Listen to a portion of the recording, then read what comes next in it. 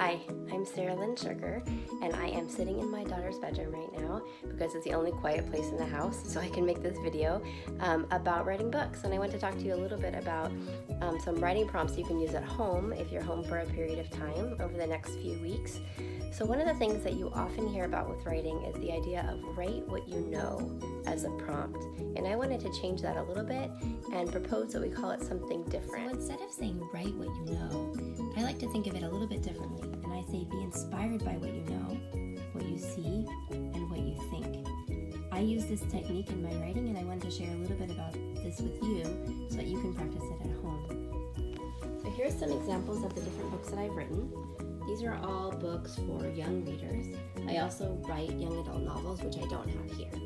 What I wanted to share with you is that the first books that I wrote, I was so shy about being an author and about sharing my work with the world that I actually just used my first and middle name.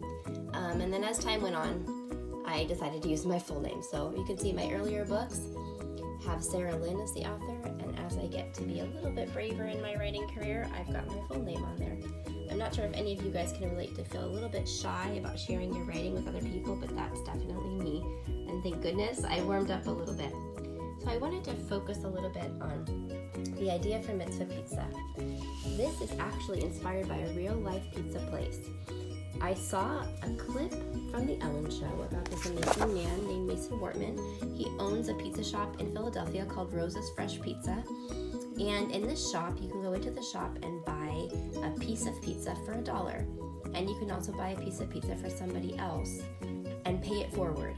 So what people that go into the store can do is they can buy a piece of pizza for somebody else, and they write a note on a sticky note. Usually it's a really nice note with a positive message. They stick it to the wall, and then if somebody comes into the store that can't afford to pay for their own piece of pizza, they can take a sticky note from the wall and pay that way. So when I saw this on the Ellen Show, that clip, I thought, wouldn't that be a really cool idea for a story for kids? And that's how this idea was born. It's a fictional story. It's not a true story, but it's based on a real pizza place. And that's how I got the idea for this story. My middle grade novel, Operation Frog Effect, is also a work of fiction. It's not a real story from my own life, but it was inspired by my real 4th grade teacher, who was the kind of special teacher that made students feel like what they had to say mattered. And I was such a shy kid that it was hard for me to speak up. So having a teacher that really listened to me made a big difference. He also did a bunch of fun activities in our class. We dropped eggs off of buildings to see if we could keep them from breaking. We did some social experiments. It was a year that really stuck with me, and so he inspired this story, but it's a work of fiction. So this story, if you're interested in it, is written in 8 points of view. One of them is in graphic novel form. So each character writes a journal entry in their own format. Some are traditional letters, some are poems, some are graphic novels. One of them is a movie script. So it's all different ways of sharing their perspective, and of course there's lots of room for misunderstanding and drama, of course. One of the main messages in the book is the idea that everything we do in this world makes a ripple.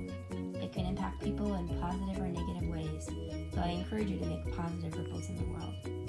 So this is again another example of a story that was based, it's completely fictional, but was inspired by something in real life. And I can say the same is true for my other books as well. Mojo is just silly, and it's inspired by the silliness of kids. 1, 2, 3 Vava Room was actually inspired when one of my oldest sons was having a hard time writing his numbers, and I needed a fun way to have him write his numbers, so we pretended that the pencil was a race car. That was the idea that birthed that book. And Tip Tap Pop is about grandpas and tap dancing. My grandpa did not tap dance, but I know about grandpas and I know about tap dancing, and that's how I came up with those ideas. If you're looking for ideas, I also highly suggest that you read good books. The more you read, the more ideas you'll have. And these are just some of the examples of books that I have at my house that I adore and I love to read. And my challenge for you as we leave today is to make a list of things that you do in your typical week. Make a list of things that you've seen and heard today, and use that as a launch pad for a story. You just might surprise yourself. Good luck. I'd also like to encourage each of you to leave at least one kind note for someone in your house today. You can put it on a sticky note like they do in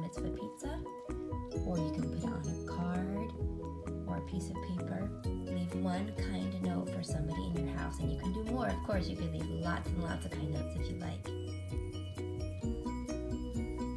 I have extension activities on my website, so feel free to take a peek. Thanks.